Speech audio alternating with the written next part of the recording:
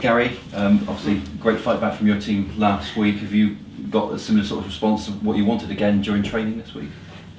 To be fair, the boys train well. I'm always happy with their training. The problem with players sometimes at this level, they don't always put in the games exactly what they put in the training, but we're getting there. And I was disappointed with our first half performance, as everybody was. The players were disappointed with theirs. And we, again, like we did at Doncaster, we had to make pretty early changes just to change the logistics, give them something else to think about. But we had to be a little bit more committed and show a little bit more desire to score goals. And when we started doing that, we demoralised a very good team in Charlton with 2 goals and had 2 or 3 chances after that. So in a way I was pleased that we got the game back, but I was disappointed because I felt it was a game that we should have won. And now of course the big games keep coming. Barnsley next up. I mean, probably you wouldn't want to call it a must-win game, but it's a game you can't afford to lose. Well, it's a key game. That's what I call them, key games. But if they won, they'd be a point ahead of us, so you'd still be in it. But what we got to try and do is make sure that we drag more teams back towards us, and we keep Barnsley and Sheffield Wednesday behind us. That's what you've got to try and achieve. And we've worked hard to get above 2 teams. Now we've got to try and get above another 2 or 3 teams, and then see where we are when we come out of the other side of Christmas, sort of thing. We've got a lot of games in a short space of time. We've got to keep our fingers crossed because we've got boys that are on 4 bookings. As I say, I still think 5 bookings at this stage, they should get a medal, not a suspension, because the way, a foul is now a yellow card in some referees' eyes. So, but anyway, we've got to try and get through to December the 31st, I think, before it all gets quashed and it starts again. So, and then we got to hope that our small squad stays fit and healthy. But it's a great period of time, because if you love football, you love these games coming thick and fast, and we're going to try and pick up as many points as we can, and pick the team that's going to work very hard to get you those points. That's the thing. It's the finding the desire, the commitment, and the players that have got the ability to pick up the points for you. Yeah, and Barnsley of course bottom, but they have beaten Brighton in the past, so they have got some quality in Well, team. Recently they've beaten Brighton. It was unlucky at Burnley as well. I think the new manager that Yeovil fans will know that was at Fleetwood, they'll know that he tries to play some good football, and I think this is a key game for him, because he's only caretaker manager at the moment, so he will see for his future this being a big game.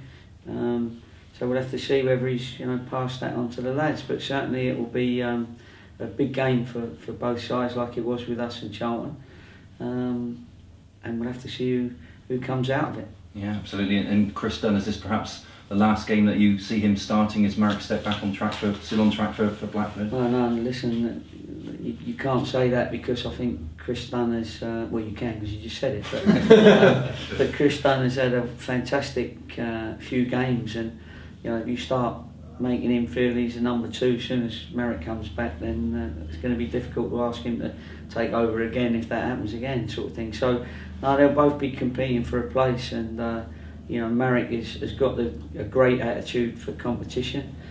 Danny's got a great attitude for competition, so we've got to make sure they both stay competing with each other, and so that means Danny will be in until I feel he's made a mistake, or he's not looking as confident. But you got to leave players in there that are playing well. Yeah, but it'll be a big boost to have Marek Stepp available. Yeah, I understand that quite. Yeah, it will be a big boost, and he's a fantastic goalie, Marek. We all know that, and we kept our fingers crossed that we didn't get another injury. With all due respect to Gareth Stewart, although he's been on the line, but he's our goalkeeper coach now, and doing very well, of course, at that. But to have 2 top goalkeepers competing fit, and I think Marek will still be another week or 2 before he gets his own confidence now. It's cleared up, but it's just his own confidence now, and it's great to have. It'll be great to have both of them available. Yeah, and Barnes again, of course, gives a a family opportunity for Kevin Dawson to come up against his brother. Will that add extra spice, do you think, from that point of view, from his point of view? From his point of view it would, and his family of course. You know, that you get those things come up every now and again, but you know, I don't think either team yet has been selected necessarily this early, so you know, we'll have to wait and see whether both of them or one of them or neither of them end up in the starting lineups. They'll both be involved, I'm sure, because they've both been involved right through the season. So it'll be an interesting one, and hopefully our one will come out on top. Yeah, Kiefer Moore played at centre back for the reserves in the week. Is that just something that you're just sort of, I suppose, covering your options moving forward? How do you know that? It's behind closed doors. It's an option.